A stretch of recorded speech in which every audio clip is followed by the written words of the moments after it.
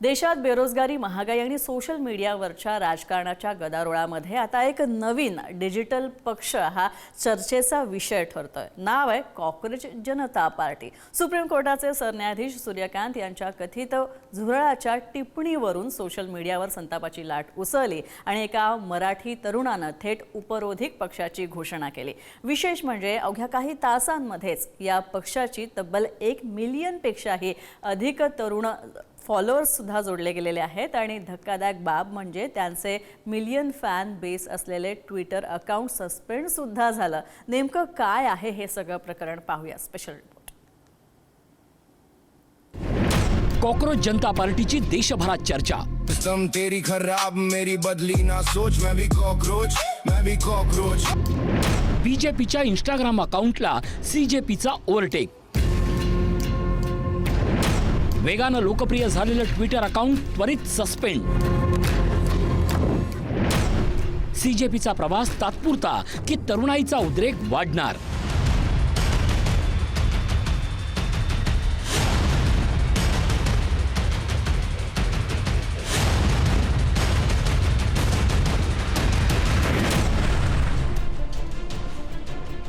बघायलाही नकोसं वाटणारं झुरळ या क्षणी सोशल मीडियावर जवळजवळ राष्ट्रीय प्रेम बनलंय आणि जे झुरळाला लाईक करतात ते स्वतःला झुरळच समजून सिस्टीमवर आघात करणारे नायक समजतायत। पण हा नेमका प्रकार काय आहे ते समजून घेणं आणि सोशल मीडियाच्या जगाबाहेर असलेल्या अनेक नागरिकांसाठी समजावून सांगणं गरजेचं बनलंय। बेरोजगार तरुण हे झुरळासारखे असतात। सुप्रीम कोर्टाचे सरन्यायाधीश सूर्यकांत यांच्या या कथित वक्तव्यानं सोशल मीडियावर मोठा वाद निर्माण झाला। ही टिप्पणी सोशल मीडियावर अक्षरशः वणव्यासारखी पसरली आणि अनेक तरुणांनी संताप व्यक्त केला।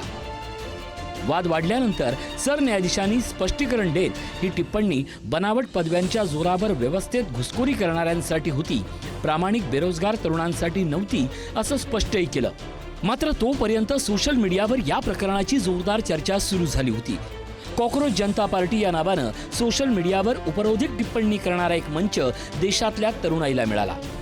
त्याला एवढा प्रतिसाद मिळाला की मागील 12 वर्षाच्या प्रवासाच्या भाजपच्या इन्स्टा अकाउंटला अवघ्या 4 दिवसात कॉकरोच जनता पार्टी म्हणजे सीजेपीनं 1 कोटी फॉलोअरचा आकडा गाठला आणि ही वाढलेली लोकप्रियता सीजेपीच्या अकाउंटला कारवाईस कारणीभूत ठरली आहे। सीजेपीचं ट्विटर अकाउंट सस्पेंड झाल्यानं आता पुन्हा अस्वस्थता सोशल मीडियावर व्यक्त होतीये।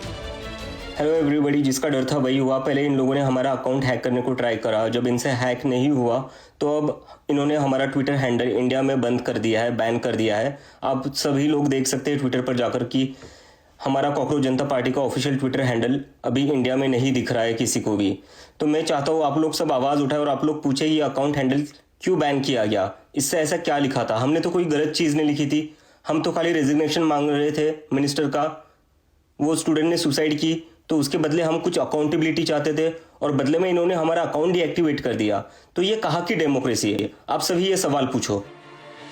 सीजेपी म्हणजे काय तर देशभरातल्या तरुणाईच्या संतापाचं रूपांतर एका वेगळ्या डिजिटल आंदोलनात केलं ते एका मराठी तरुण अभिजित डिपके यांनी। 16 मे रोजी त्यांनी social media platform Xavier cockroach जनता पार्टी म्हणजे सीजेपीची घोषणा केली। अभिजित यांनी पुण्यातून पत्रकारितेचं शिक्षण घेतलं असून सध्या अमेरिकेतील बॉस्टन युनिव्हर्सिटीत पब्लिक रिलेशनमध्ये मास्टर्स करतायत। 2020 ते 2023 या काळात त्यांनी आम आदमी पार्टीच्या सोशल मीडिया टीममध्ये काम केलं असल्यामुळे डिजिटल मोहिमांचा अनुभव त्यांना चांगलाच आहे।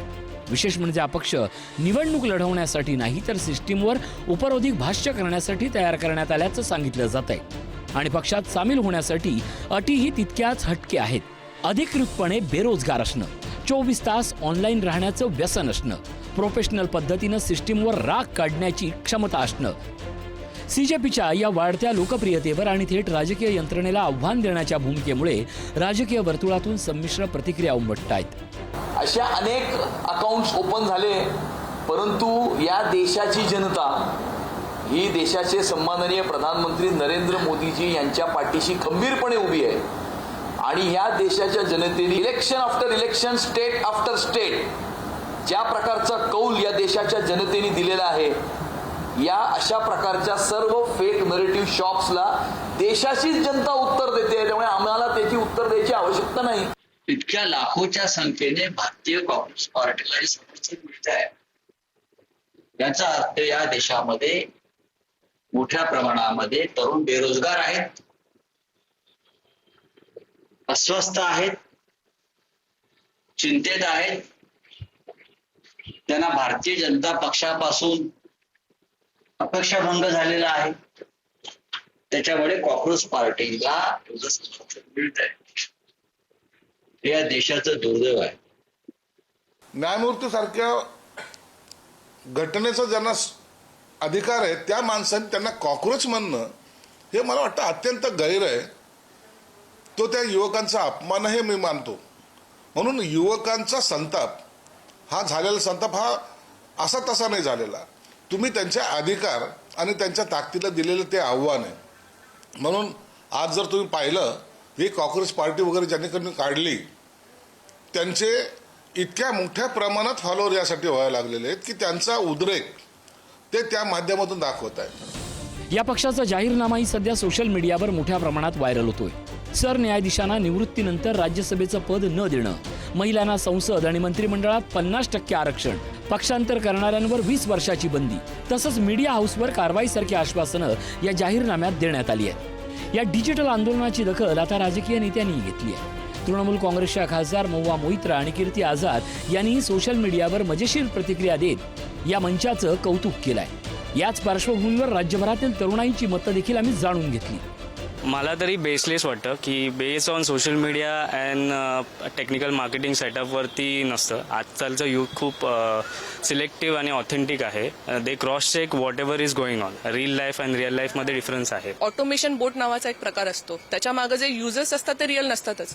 ते कुठनंही एक अल्गोरिदम रन करतात आणि फेक युजर्स क्रिएट करतात अकाउंट्स आणि मग ते त्यांना फॉलो करतात. आज मी बघतोय आता सध्याला तर 12.6 मिलियन त्यांचे फॉलोअर झालेत. काय इतके कॉक्रोच वाढत आहेत? बेरोजगार कॉक्रोच तुम्ही बनवल्यामुळेच वाढतायत ना. कॉक्रोच म्हणजे काय असं अशिक्षित असं कोण नाही आहेत. प्रत्येकाकडे डिग्री आहे, प्रत्येकजण शिकलेला आहे. यांच्याकडे प्लेसमेंट नसल्यामुळे सगळेजण कॉक्रोच झालेले आहेत. आणि मला कॉक्रोच काय करतील ते तुम्हाला दिसतील. पण आता इन्फ्लुएन्सर लोक जे आहेत इंस्टाग्रामवरती वगैरे त्यांना सुद्धा हे लागलेलं आहे, जे बोलणं जे टोमणा मारलेला आहे कॉक्रोच म्हणून. मग तेच कॉक्रोच काय करू शकतात ते जाता त्यांना सोशल मीडियामार्फत त्यांना त्यांची ताकद दाखवून देतात. जो आक्रोश आहे जो तो जनजीमध्ये तो आता कुठेतरी दिसून येतोय आणि तो आवाज कायम दाबला जात होता तो आता बाहेर पडतोय सोशल मीडियाच्या माध्यमातून.